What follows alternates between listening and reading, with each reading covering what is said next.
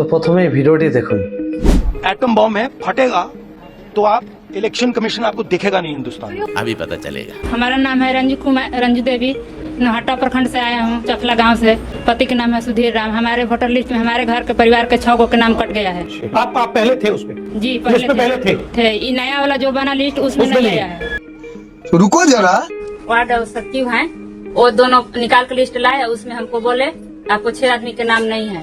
चलिए वहाँ पर आ रहे हैं राहुल गांधी, तेजस्वी यादव, उनसे मिल लीजिए और अपना नाम जुड़वा लीजिए। तो हम लोग देहात के औरत हैं, गंवार लोग हैं, जो जैसा कहता है वही ना सुनेंगे। हम लोग गए वहाँ, तो वहाँ भी बोला उन लोग के बोलना राहुल गांधी से कि हम लोग के 6 आदमी के नाम नहीं है, पुराना लिस्ट में था, नया वाला में नहीं है। तो वही बात हम वहाँ जाकर बोले हैं। अभी आपको बीएलओ के द्वारा दिखाया गया लिस्ट नया वाला जो 1 अगस्त 2025 को प्रकाशन हुआ है, उसमें अपना नाम अपना पाया हाँ, और अपने परिवार के सदस्यों का नाम पाया आपने? सबको नाम पाया।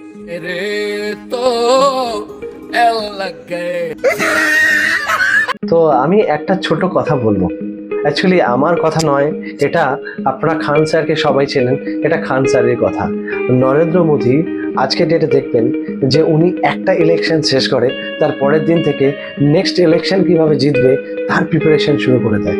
তো রাহুল গান্ধী লাস্ট কিছু বছরে কত রকমের এজেন্ডা, কত রকমের প্রোপাগান্ডা দেখিয়েছে, বাট আলটিমেটলি কিছুই করতে পারেনি। তো আমার একটাই কথা যে একজন মহান মানুষকে ডমিনেট এভাবে আপনি কখনো করতে পারবেন না। আই থিঙ্ক আপনারাও আমার সাথে সহমত। ধন্যবাদ।